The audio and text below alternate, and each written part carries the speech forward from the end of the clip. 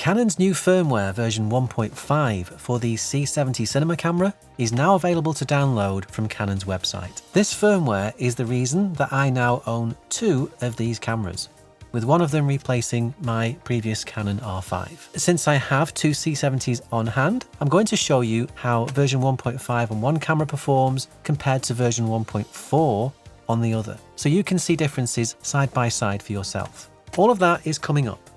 But just before we get started, I'd like to quickly mention that I previously published a full Canon C70 review video about 12 months ago. And while a couple of things have changed since then, including the fact that the camera can now record RAW video and it can do in-camera time lapses and stop motion, the other information in that review video still holds true up to this point. So if you'd like to watch that video first, I'll put a link to it in the description. If you just want to see what's new in firmware 1.5, then we'll get onto that right now.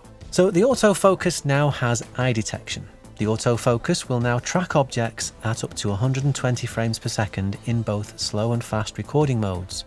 There's a new XF-AVC codec that enables 4K all-intra recording at 60 frames per second. It gets a great new picture profile called Canon 709, and the audio level meter now shows all 4 available channels instead of just channels 1 and 2. There are some other updates too, including full compatibility with some RF cine lenses and the addition of Canon's XC protocol that allows the camera to be remote controlled with IP-based controllers like their RC IP100. But let's look at the key points, starting with eye detection.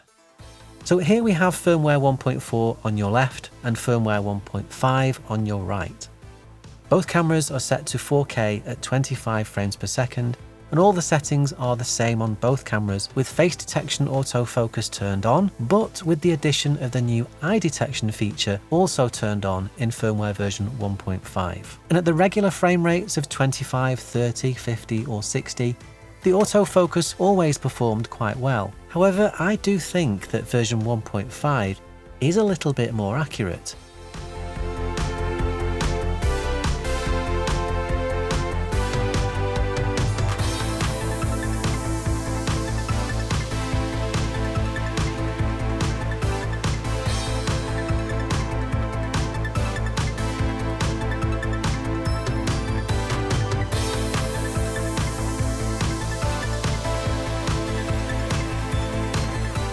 And now the crunch test at 100 frames per second.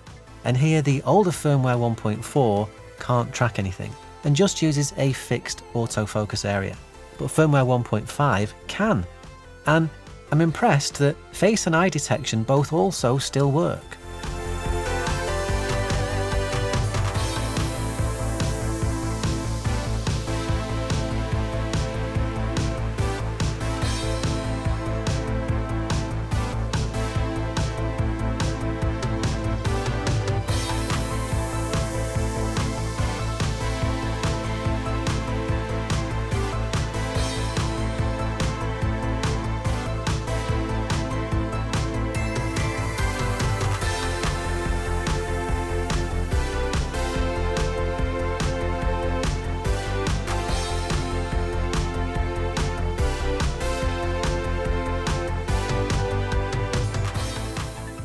It is a decent improvement. Now, when it comes to all intraframe recording in 4K at 60 frames per second, the image quality is, I think, almost indistinguishable from the existing smaller long-op option. So I'm not sure how often I'll use it personally. I'm already very happy with the long-op files that take up much less space on the memory card. Now, I know there are times when all intra recording can perform slightly better, especially in scenes with lots of fast-moving small details.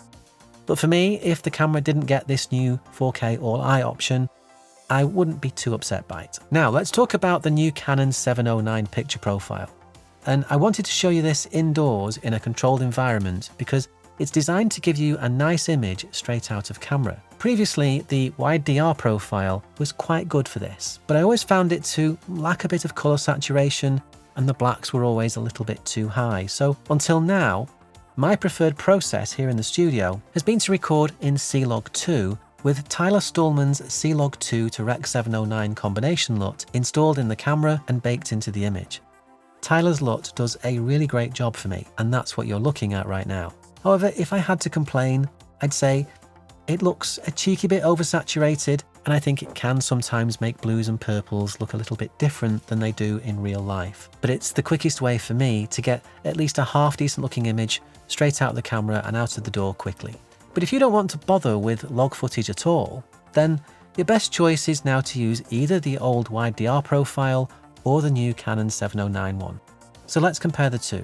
Here's the old wide DR profile, and you can see the characteristic raised blacks and reduced contrast, which actually works well in more challenging outdoor scenes where you can still apply a very simple and subtle grade in post-production.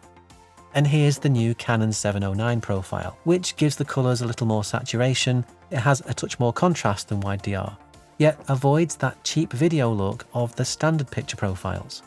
I like it. And you might also like to know that the Auto ISO feature also works with the new Canon 709 profile. And I mention that because while it also worked in wide DR previously, it didn't and still doesn't work with C-Log 2 or C-Log 3. Now, as for those audio meters now showing all 4 channels instead of just 2, well, actually, the previous firmware could do that as well.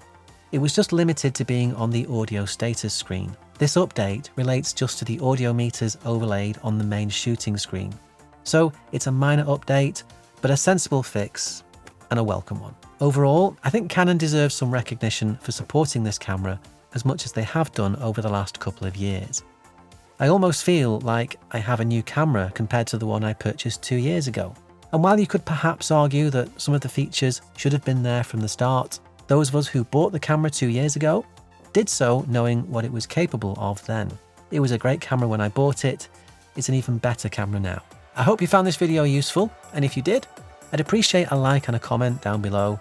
And if you're interested in this kind of stuff or my other creative outlets, which include music production and sound design, then please do consider subscribing to this channel.